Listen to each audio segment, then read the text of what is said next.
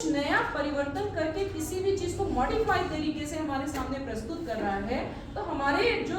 पिछली तकनीकी हैं जो कि पुरानी हो चुकी हैं, प्रौढ़ हो चुकी हैं, उनमें एक सजीवता आती है और उस सजीवता से हम खुद प्रोत्साहित होते हैं। आप अपनी लाइफ से सोचिए कि आपकी लाइफ में एक रूटीन लाइफ आपकी चल रही है और कुछ आपका थोड़ा सा चेंज होता है, तो उस लाइफ में परिवर्तन आप महसूस करते हैं ना, आप में थोड़ी जागृति और अच्छी होती है ना, आप में उत्साह बढ़ता है। इसी तरह से देश का जब हम विकास की बात करते हैं, तो देश के विकास के लिए भी ये बहुत जरूरी है कि हम जो पुरानी धरे से चली आ रही चीजें जो कि आज थोड़ी सी कम वैल्यू दे रही हैं, उनमें परिवर्तन करके हम अपने विकास को औद्योगिक क्षेत्र में, अपने सेवा क्षेत्र में, कृषि के क्षेत्र में हर संभव तरीके से आगे बढ़ाने का प्रयास करें, जिससे हमारा देश विकास के स्तर को छूने के लिए और तेजी से कदम आगे बढ़ाए। तो शुम्पीटर एक ऐसे अर्थशास्त्री थे जिन्होंने सबसे पहले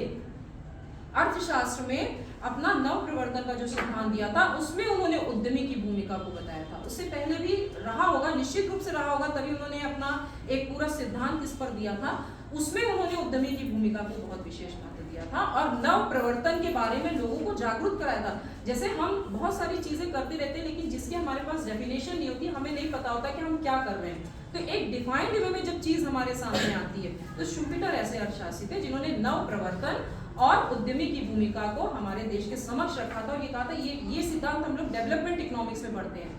जो विकास का अर्थशास्त्र है। तो आप समझ सकते हैं डेवलपमेंट इकोनॉमिक्स का एक पार्ट है। दैट मीन्स कि हम विकास के दृष्टिकोण से ही बात कर रहे हैं। उद्यमी की भूमिका को देश के निर्माण में क्या महत्वपूर्ण रोल है उसके बारे में चर्चा कर रहे हैं। ठीक है, तो आज आवश्यकता इसी बात की है कि हमारे मन में, हमारे भाव में जो भी एक नई चीजें आती है, हम उनको एक प्रॉपर तरीके से ऑर्गेनाइज करके हम जब लोगों के सामने रखते हैं, तो वो चीज हमारे परिप्रेक्ष्य में ज्यादा उभर करके